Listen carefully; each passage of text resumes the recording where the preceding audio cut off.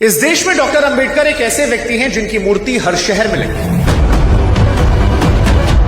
जिनका नाम हर पार्टी के नेता की जुबान पर है। बाबा साहब अम्बेडकर, बाबा साहब अम्बेडकर, बाबा साहब अम्बेडकर, बाबा साहब अम्बेडकर, बाबा साहेब अम्बेडकर, बाबा साहेब अम्बेडकर, जिनके बिना कोई भी राजनीतिक पार्टी आज देश में चुनाव नहीं जीत सकती।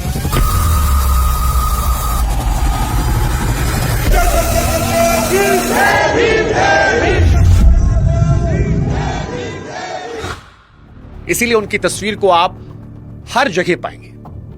तस्वीर हर सरकारी दफ्तर में, नेता के हाथों में, हर प्रोटेस्ट में। लेकिन अफसोस कि भारत में लोग डॉक्टर भीमराव अंबेडकर को पढ़ते नहीं हैं। डॉक्टर अंबेडकर का सच यह है कि वो इस मुल्क के सबसे ज्यादा कोट किए जाने वाले आदमी हैं, पर अफसोस ये कि सबसे कम पढ़े जाने वाले व्यक्तियों में से भी।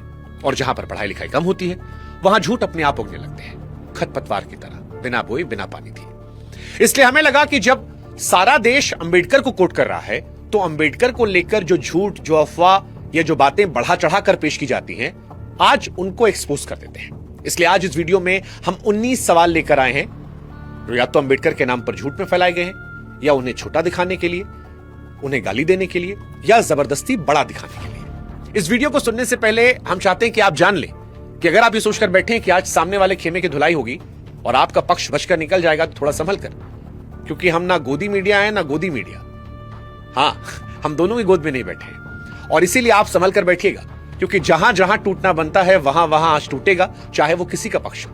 कुछ झूठ है जो डॉक्टर अंबेडकर साहब को छोटा दिखाने के लिए गढ़े गए हैं, और कुछ जो उन्हें जबरदस्ती बड़ा दिखाने के चक्कर में उनके चाहने वालों ने गढ़े। और हमारा यह मानना है कि दूसरे वालों ने भी अंबेडकर साहब का नुकसान कम नहीं किया है, क्योंकि जब आप जबरदस्ती नकली मेडल पहनाते हैं तो असली मेडल भी शक के दायरे में आता है। इसलिए आज दोनों की बारी आएगी, और आज मैं किसी से माफी नहीं मांगने वाला हूं, क्योंकि किसी आदमी की बेइज्जती उसकी आलोचना नहीं होती है। सबसे बड़ी बेइज्जती ये होती है कि उसे बिना पढ़े पूछ लिया जाए और बिना पढ़े गाली दी जाए। इसलिए आज आप दोनों थोड़ा संभल कर, पर यह भरोसा दिलाते हैं कि अगर आप सचमुच अंबेडकर को पढ़ना चाहते हैं तो इस वीडियो के बाद आपको अंबेडकर साहब को लेकर कोई दिमाग में शको सुबह शंका नहीं रहे। अब शुरुआत करते हैं डॉक्टर अंबेडकर को लेकर। सबसे पहला सवाल डॉक्टर अंबेडकर को लेकर कि क्या डॉक्टर अंबेडकर ने अकेले बैठकर पूरा संविधान लिखा था? ये सबसे पहली और सबसे आम बात है जो बचपन से हमारे कानों में डाली गई है। मानो जैसे किसी ने अकेले बैठकर 3 साल तक कलम चलाई और दरवाजा खोलकर देश को संविधान थमा दिया। ये सुनने में बड़ा खूबसूरत है, लेकिन अगर आप उस दौर में जाएंगे जहां पर संविधान लिखा जा रहा था, तो संविधान सभा में करीब 300 सदस्य थे और उसकी 2 दर्जन से ज्यादा कमेटियां थी, जिसमें ड्राफ्टिंग कमेटी सिर्फ एक थी। इस कमेटी की बात करेंगे तो ये कमेटी 29 अगस्त 1947 को बनाई जाती है, और डॉक्टर अंबेडकर समेत 7 लोग इसमें होते हैं। इसके खास लोगों में अल्लादी कृष्णस्वामी अय्यर साहब और के.एम. मुंशी जैसे उस दौर के जो बड़े कानूनी दिमाग के लोग थे वो शामिल थे। अब इस कमेटी के सामने जो पहला ड्राफ्ट रखा गया, वो आपको जानकर हैरानी होगी कि डॉक्टर अंबेडकर का लिखा हुआ था ही नहीं। वो अक्टूबर 1947 में संविधान सभा के सलाहकार सर बी.एन. राव ने तैयार किया था, जो खुद संविधान सभा के सदस्य तक नहीं थे। जिस आदमी ने उस पूरे कानूनी ढांचे को शब्दों में ढाला वो थे S.N. मुखर्जी साहब, जिन्हें चीफ ड्राफ्टमैन कहा गया। तो इसका मतलब क्या निकाला जाए कि डॉक्टर अंबेडकर की कोई भूमिका नहीं थी? नहीं, यहीं पर इस कहानी का दूसरा पहलू आता है, और ये वाला पलड़ा काफी भारी हो जाता है पहले वाले पर। दरअसल उसी ड्राफ्टिंग कमेटी के एक सदस्य टी कृष्णचारी ने खुद संविधान सभा में खड़े होकर कहा था कि 7 में से 6 सदस्य असल में वो नहीं दे पाए जो उनसे उम्मीद थी। कोई इस्तीफा दे गया, कोई बीमारी से टूट गया, कोई दूसरे कामों में चला गया। अब यह बयान एक साथी सदस्य का है, किसी बाहर वाले का नहीं है, और इसे शब्द दर शब्द उठाना अय्यर जैसे लोगों के साथ नाइंसाफी होगी, जो उस दौर के सबसे बड़े संविधान विशेषज्ञों में गिनाते थे। पर बुनियादी बात इससे बदलती नहीं है कि कागज पर 7 नाम थे, रोज की मशक्कत का काम एक आदमी कंधे पर था, और असली काम सच कहें तो ड्राफ्ट लिखना था भी नहीं। असली काम था उस ड्राफ्ट को सदन के बीचों बीच खड़े होकर बचाना, हर सवाल का जवाब देना, हर संशोधन से लड़ना और उसे स्वीकार करना। यह आंकड़े खुद डॉक्टर अंबेडकर ने 25 नवंबर 1949 को अपने आखिरी भाषण में दिए थे। अब संविधान को अगर आप समझेंगे तो संविधान सभा 11 सत्रों में कुल 165 दिन चलती है, जिनमें से 114 दिन अकेले ड्राफ्ट बहस में आए।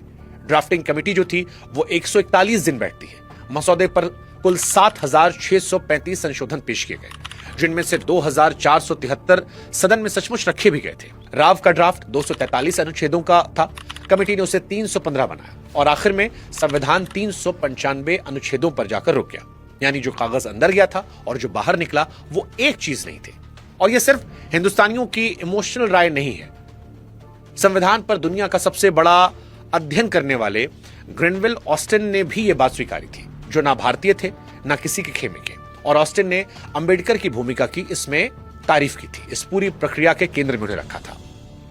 सबसे मजेदार बात, बार बार ये कहा था कि अंबेडकर ने अकेले थोड़ी लिखा था संविधान। ये बात सबसे पहले डॉक्टर अंबेडकर ने ही कही थी।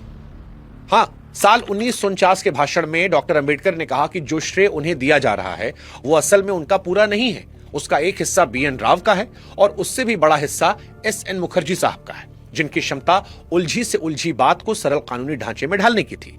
और उन्होंने मुखर्जी के नीचे काम करने वाले उस स्टाफ को भी याद किया जो आधी आधी रात जगकर कागजों में डूबे रहते थे। तो आप ये सोचिए कितनी अजीब बात है कि जिसे हथियार बनाकर डॉक्टर अंबेडकर पर ताना जा रहा है, उसे डॉक्टर अंबेडकर ने ही अपने हाथों से भरे सदन में 70 साल पहले खुद रखा था। यानी जो आदमी खुद ही क्रेडिट बांट रहा था, आज उसका श्रेय छीनने की मेहनत की जा रही है। ये कहानी डॉक्टर अंबेडकर और संविधान की थी। अब दूसरा इंपॉर्टेंट सवाल, क्या डॉक्टर अंबेडकर ने भारत में महिलाओं को वोट देने का हक दिलाया था? ये सवाल जो है ये अंबेडकर से नफरत करने वाले नहीं, अंबेडकर को चाहने वालों की तरफ से आता है। और हर साल 14 अप्रैल को यह लाइन आपके फोन पर गिरती है कि इस मुल्क की औरत जो आज वोट डालती है वो केवल और केवल बाबा साहेब की देन है। सच क्या है? देखिए, सच मिला जुला है। इस देश में औरतों को वोट डालने का हक पहली बार तब मिला जब डॉक्टर अंबेडकर की उम्र 30 साल के आसपास थी और वो लंदन में थे। वो साल था 1920। 1920 में त्रावणकोर और झालावाड़ रियासतों ने हक दिया था। 1921 में मद्रास प्रेसिडेंसी ने वो नियम हटा दिया जो सिर्फ औरत होने की वजह से वोट डालने से रोकता था। उसी साल बंबई विधान परिषद ने भी ये किया। हां, यह हक जरूर अधूरा था क्योंकि जायदाद और पढ़ाई की शर्तें बनी हुई थी, इसलिए बहुत कम औरतें इसके दायरे में आ रही थी। लेकिन साल 1935 के भारत सरकार अधिनियम ने इसे और फैलाया और करीब 60 लाख औरतें वोटर बन जाती हैं। पर यह भी इस मुल्क की कुल औरतों का सिर्फ 2.5% था। और ये लड़ाई जानते किसने लड़ी? ये लड़ाई उस वक्त औरतों ने खुद लड़ी थी।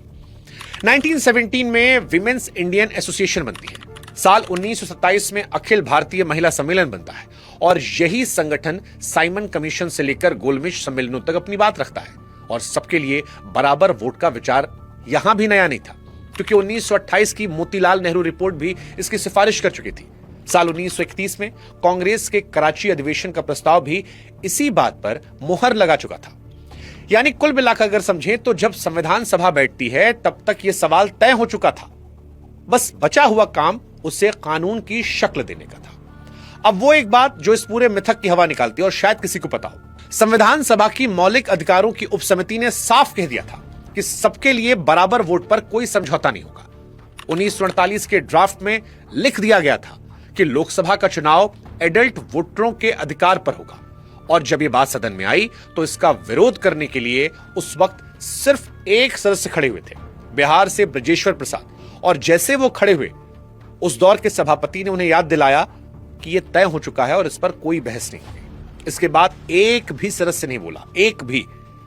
अब ये तस्वीर समझिएगा, दुनिया के जिस सबसे बड़े फैसले पर पश्चिम के मुल्कों में औरतें दशकों तक सड़कों पर लड़ती हैं, जेल जाती हैं, भूख हड़ताल पर बैठती हैं, वो फैसला इस सदन में बिना एक लफ्ज की लड़ाई के पास हो गया, क्योंकि वहां बैठा लगभग हर आदमी और वो 15 औरतें सब पहले से इस पर राजी थी। 26 नवंबर 1949 को यह अनुच्छेद 326 के रूप में मंजूर होता है और 26 जनवरी 1950 से लागू होता है और भारत में एक झटके में करीब 17 करोड़ नए वोटर बन जाते हैं। अब सवाल यह है कि फिर अंबेडकर की भूमिका क्या थी?